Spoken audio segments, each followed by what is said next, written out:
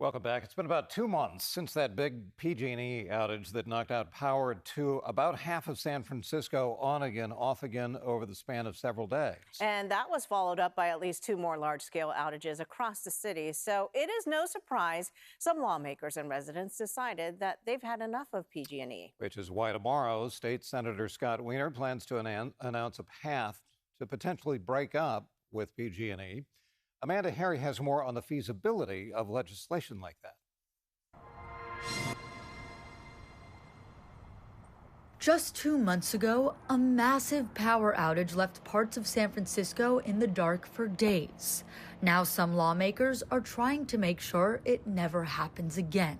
San Francisco has been trying to break up with PG&E for a long time. The rates are extremely high, and we know that public power can bring lower rates. State Senator Scott Wiener says he'll introduce legislation on Monday for San Francisco and other cities to break away from PG&E and form publicly owned utility companies, and do it quickly. San Francisco has already triggered a process to break away at the California Public Utilities Commission, but it is unbelievably slow. It's taken years and years. And the standards set under the law are very unfavorable to a city wanting to break away. Professor at UC Berkeley and faculty director of the Energy Institute at Haas School of Business, Severin Borenstein, says he has an idea about what this could look like. Which means trying to buy out their poles and wires to be the distributor of electricity in the city. San Francisco already is its own entity in procuring electricity from generators. What would change potentially is that they could own the actual distribution line. He says it could benefit the city if they feel they can do a better job maintaining the lines. And they may be able to reduce the cost. But that's because SF and other urban areas are subsidizing the more rural areas in PG&E territory, particularly in fire-prone areas. If the cities, the big cities, start to opt out, or could opt out of PG&E territory, what that's going to mean is all of those wildfire costs, which really are unavoidable, that's what climate change is doing to us, will be shifted onto the remaining ratepayers. Borenstein thinks it could start a domino effect, and other lawmakers may want to avoid it.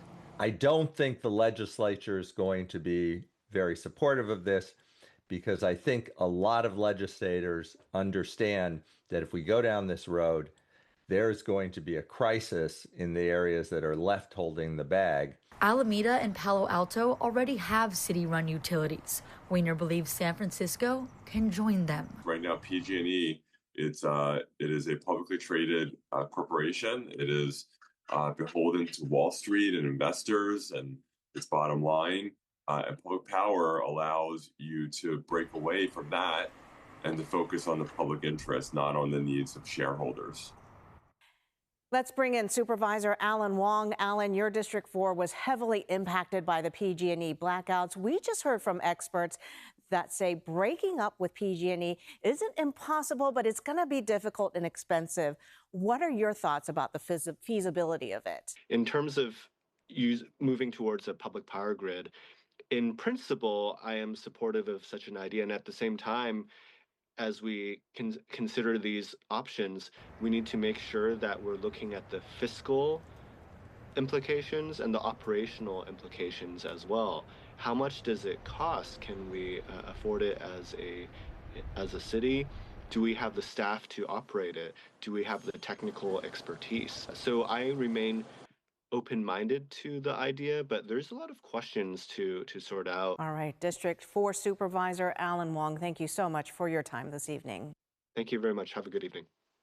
By the way, we asked PG&E for their reaction, but PG&E is not saying anything.